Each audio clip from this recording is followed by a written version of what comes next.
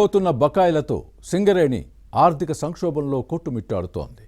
సంస్థ నుంచి బొగ్గు, విద్యుత్ కొంటున్న ప్రభుత్వ రంగ సంస్థలు చెల్లింపులు చేయకపోవడంతో నిర్వహణ కోసం అప్పులు చేయాల్సి వస్తోంది. పాత బకాయిలు వేల కోట్ల రూపాయలకు చేరడంతో కష్టాల్లో కొట్టుమిట్టాడుతోంది. రోజురోజుకు పెరిగిపోతున్న వరల్డ్ జ్యూస్తో సంస్థ ఎప్పుడైనా కుప్పకూలే ప్రమాదం లేకపోలేదన్న ఆందోళన వ్యక్తమవుతోంది. ప్రభుత్వ రంగ సంస్థల నుంచి సింగరేణికి రావాల్సిన బకాయిలు ఎన్ని వేల కోట్లకు చేరాయి? ఓవర్ డ్రాఫ్ట్పై జీతాలు చెల్లించే దుస్థితి నుంచి బయటపడే మార్గం లేదా? సింగరేణి కొత్త సీఎండీ జ్యోతి బుద్ధప్రకాష్కి ఆర్థిక సంక్షోభం పెద్ద సవాల్గా మారిందా? పాలకులు చేస్తున్న తప్పిదాలకు సంస్థ నష్టపోవాల్సిందేనా? ప్రస్తుత సీఎండీ అయినా గాడిన పెడతారా? ఆందోళనకరంగా మారిన సంస్థ ఆర్థిక పరిస్థితిని చక్కదిద్దగలరా? పేరుకుపోయిన వేల కోట్ల మొండి బకాయిల గుదిబండను దించుకోగలరా? అప్పులు చేయాల్సిన దుస్థితి నుంచి సంస్థను గట్టెక్కించడం సాధ్యమేనా?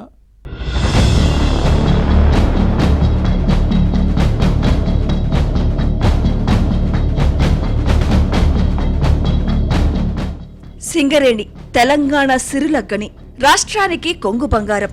నల్ల బంగారంతో కళకళలాడుతున్న సింగరేణి ఆర్థిక ఇబ్బందులతో కొట్టుమిట్టాడుతోంది. సంక్షోభం రోజురోజుకు తీవ్రమవుతున్న దశలో సంస్థ భవిష్యత్ ఏంటన్నది ఇప్పుడు పెద్ద ప్రశ్నగా మారింది. తెలంగాణలో అతిపెద్ద ప్రభుత్వ రంగ సంస్థ సింగరేణి నుంచి బొగ్గు కొంటున్న సర్కారీ కంపెనీలు సొమ్ము చెల్లించకపోవడంతో కష్టాల కడిలిలో కొట్టుమిట్టాడుతోంది. ఈ పరిస్థితుల్లో తెలంగాణలో అతిపెద్ద ప్రభుత్వ రంగ సంస్థ సింగరేణి కొలరీస్ చైర్మన్, మేనేజింగ్ డైరెక్టర్ జ్యోతి బుద్ధప్రకాష్ ఇటీవల బాధ్యతలు స్వీకరించారు. 2002 బ్యాచ్ ఐఏఎస్ అధికారి జ్యోతి బుద్ధప్రకాష్కి సమర్థుడిగా పేరుంది. ఇప్పటి వరకు చేపట్టిన బాధ్యతలను సక్రమంగా నిర్వహించారు. కానీ ప్రస్తుతం సింగరేణి సంస్థ నిర్వహణ పెను సవాల్గా మారేలా కనిపిస్తోంది. సింగరేణి పరిస్థితి ప్రస్తుతం పైన పటారం, లోన లొటారంగా అన్నట్టుగా ఉంది. ప్రతి ఏటా వేల కోట్ల రూపాయల లాభాలు గడిస్తున్నా చేతిలో చిల్లి గవ్వలేక రోజువారీ అవసరాలకు అల్లాడుతోంది. చివరికి ఉద్యోగులకు జీతాలివ్వాలంటే బ్యాంకుల నుంచి ఓవర్ డ్రాఫ్ట్ పై అప్పు తీసుకుంటోంది.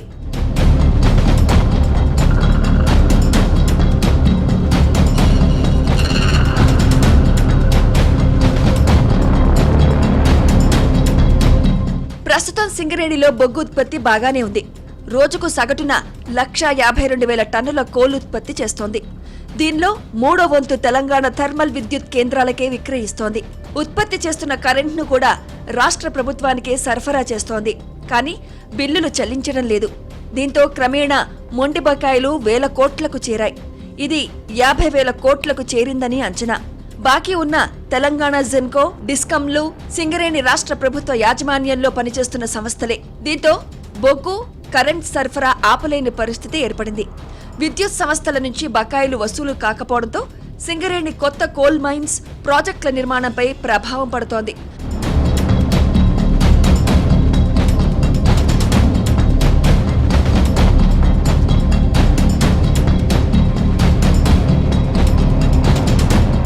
నిజానికి బొగ్గు తవ్వకాల ముడిసరుకుతో పాటు మెషిన్లు సరఫరా చేస్తున్న సంస్థలకు పాత అప్పులకు వడ్డీలు కట్టేందుకు ప్రతి నెల చెల్లింపులు తప్పవు.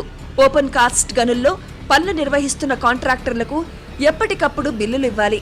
అధికారులు, సిబ్బంది, కార్మికులకు ప్రతి నెల 250 కోట్ల నుంచి 300 కోట్ల రూపాయల వరకు జీతాలు చెల్లించాలి. 43,000 మంది వైద్య సౌకర్యాల కోసం ఏటా 150 కోట్ల రూపాయల వరకు వెచ్చిస్తోంది.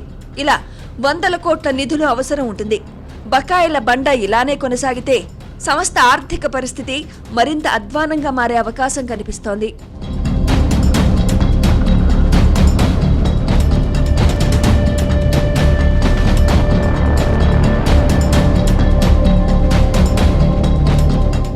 మరోవైపు సాంప్రదాయేతర ఇంధన ఉత్పత్తి పెరుగుతోంది. సౌర, పవన, జల విద్యుత్ ప్రొడక్షన్ అధికమవుతున్న క్రమంలో బొగ్గుకు డిమాండ్ పడిపోతోంది. సింగరేణి కోల్ ధరలు అధికంగా ఉంటున్నాయని కొనుగోలు చేసేందుకు పరిశ్రమలు వెనక్కి వెళ్తున్నాయి.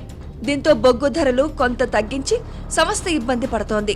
2023-24లో 6,90,000 టన్నుల బొగ్గును రవాణా చేయగా మరుసటి సంవత్సరం 2024-25లో 38 లక్షల టన్నుల టర్నోవర్ పడిపోయింది.